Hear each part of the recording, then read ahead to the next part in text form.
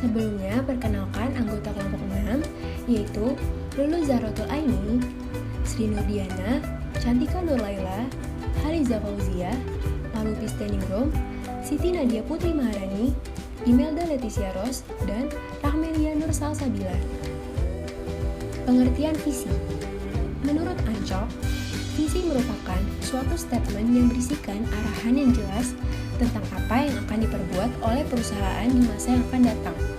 Visi digunakan untuk menjadi pedoman para anggota organisasi guna mencapai tujuan organisasi. Contohnya adalah visi BCA, yaitu bank pilihan utama dalam masyarakat yang berperan sebagai pilar penting perekonomian Indonesia. Pengertian misi. Menurut Arman, misi adalah pernyataan-pernyataan yang mendefinisikan apa yang sedang atau akan dilakukan atau ingin dicapai dalam waktu dekat atau saat ini. Dikatakan juga bahwa misi adalah kiat-kiat perwujudan visi yang telah disusun. Contohnya adalah misi BCA, yaitu membangun institusi yang unggul di bidang penyelesaian pembayaran dan solusi keuangan bagi nasabah bisnis dan perseorangan.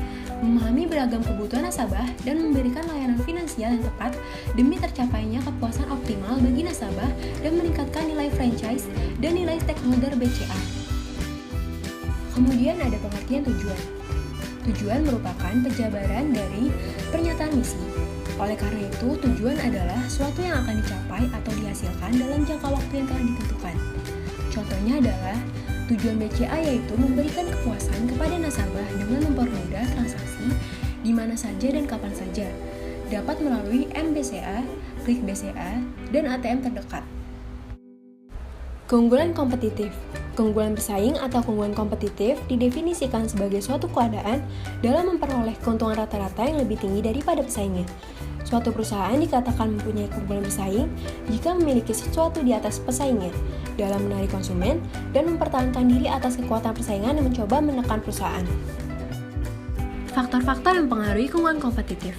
Yang pertama, ada nilai. Ialah suatu perusahaan harus mengetahui mengenai nilai atau value yang diinginkan atau diharapkan oleh calon pembeli. Sesuai atau tidak dengan harapan calon pembeli, sudah sesuai atau tidak dengan yang didapatkan oleh calon pembeli dari produk perusahaan tersebut. Yang kedua, ada kemampuan untuk menyerahkan produk, yaitu berkaitan dengan kecepatan pelayanan, penyerahan produk, dan sensitivitas terhadap pelanggan. Yang ketiga, ada harga. Ialah seberapa pantas harga yang ditetapkan oleh perusahaan terhadap produknya di mata konsumen atau pembeli produk tersebut. Yang keempat, ada loyalitas konsumen. Terciptanya sekelompok pembeli dalam pangsa pasar atau segmen yang akan mengabaikan produk pengganti dari pesaing, dengan kata lain adanya loyal customer atau pelanggan yang setia.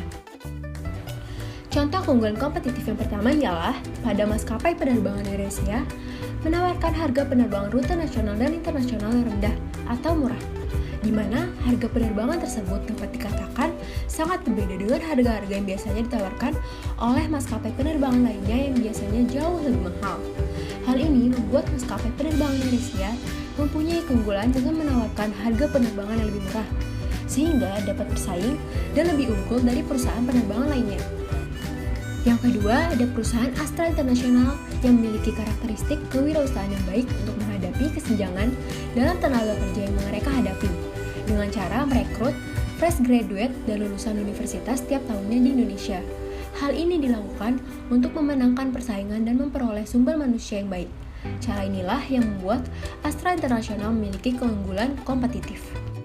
Kemudian, bagaimana cara mengukur keunggulan kompetitif? Dalam mengukur keunggulan kompetitif, tentunya ada indikator yang dijadikan acuan dalam melakukannya.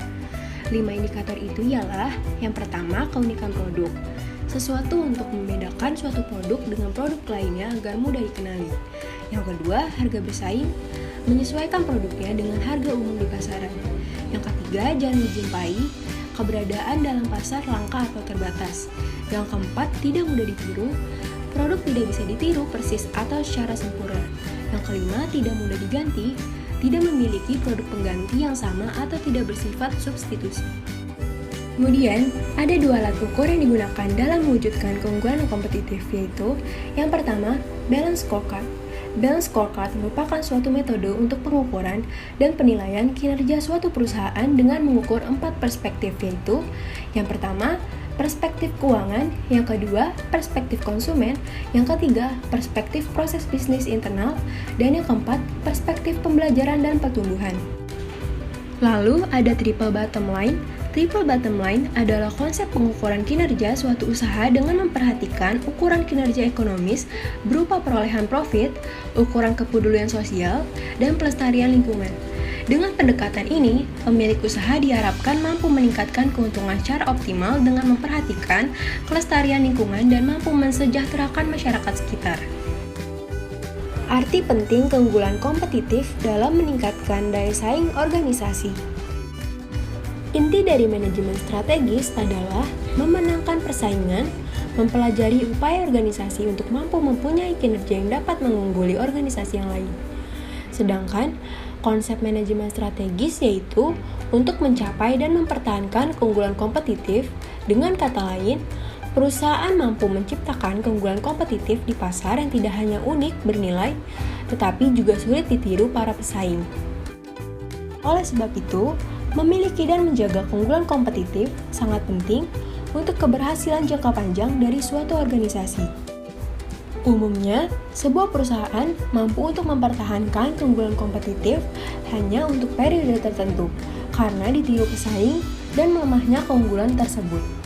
Sebagai solusi, seorang manajer dalam suatu organisasi perlu menentukan bagaimana organisasi atau perusahaan bisa menciptakan keunggulan kompetitif yang tidak hanya unik dan berharga, tetapi juga sulit ditiru atau dicari substitusinya sehingga mampu bertahan lama.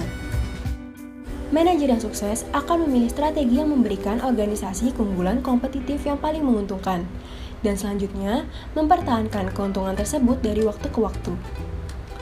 Keunggulan kompetitif yang mampu bertahan lama biasanya didapatkan dengan melakukan aktivitas berbeda dengan apa yang dilakukan pesaing, atau melakukan aktivitas yang sama namun dengan cara yang berbeda. 3 dasar strategi untuk organisasi agar mendapat keunggulan kompetitif. Menurut Porter, strategi memungkinkan organisasi untuk mendapat keunggulan kompetitif dari 3 dasar. Yang pertama, kepemimpinan harga atau cost leadership, memproduksi barang standar pada biaya per unit yang sangat rendah untuk konsumen yang sensitif terhadap harga. Strategi ini dapat diterapkan pada pasar komoditi atau produk yang banyak digunakan oleh masyarakat. Yang kedua, diferensiasi. Differentiation adalah strategi yang bertujuan memproduksi barang dan jasa yang dianggap oleh industri dan ditujukan kepada pelanggan yang tidak sensitif terhadap harga. Contoh strategi diferensiasi pada produk smartphone di mana Apple memiliki fitur keamanan dan eksklusivitas, sedangkan produk Android lebih pada kustomisasi dan terbuka. Yang ketiga, fokus. Berarti memproduksi barang dan jasa dapat memenuhi kebutuhan sekelompok kecil pelanggan. Contohnya ialah produsen mobil mewah yang sulit ditemukan di Indonesia. Strategi lainnya dalam mengembangkan keunggulan kompetitif ialah inovasi. Menurut Wahyono, tujuan utama dari inovasi adalah untuk memenuhi permintaan pasar, sehingga inovasi merupakan salah satu strategi yang dapat digunakan sebagai keunggulan bersaing bagi organisasi atau perusahaan. Gray mengemukakan bahwa kemampuan inovasi dari suatu organisasi atau perusahaan akan menjamin kemampuan bersaing organisasi atau perusahaan tersebut. Contoh strategi inovasi adalah ojek online, di mana pada saat itu ojek online menjadi solusi di tengah skeptisme ojek online dan menjadi penggerak pasar baru di bidang transportasi. Kemudian ada aliansi. Strategi aliansi atau strategi peran pelengkap adalah di mana adanya kerjasama baik antara pebisnis konsumen, pebisnis penyuplai, pebisnis produsen, dan hubungan bisnis lainnya dan menghadirkan solusi praktis dan baru. Contohnya ialah Samsung dan Google bekerja sama menelurkan sistem operasi Android. Kesimpulannya ialah, keunggulan kompetitif adalah kemampuan perusahaan untuk memiliki kinerja yang jauh lebih tinggi dan unggul dibandingkan kompetitor dalam industri sejenis melalui karakteristik dan sumber daya yang dikelola secara maksimal. Dalam mencapai keunggulan kompetitif, perusahaan harus menetapkan strategi yang tepat untuk dijalankan dan memperhatikan faktor-faktor yang dapat mempengaruhi keunggulan kompetitif. Demikian pembahasan mengenai manajemen strategis dan keunggulan kompetitif. Terima kasih telah menyaksikan presentasi kompetitif.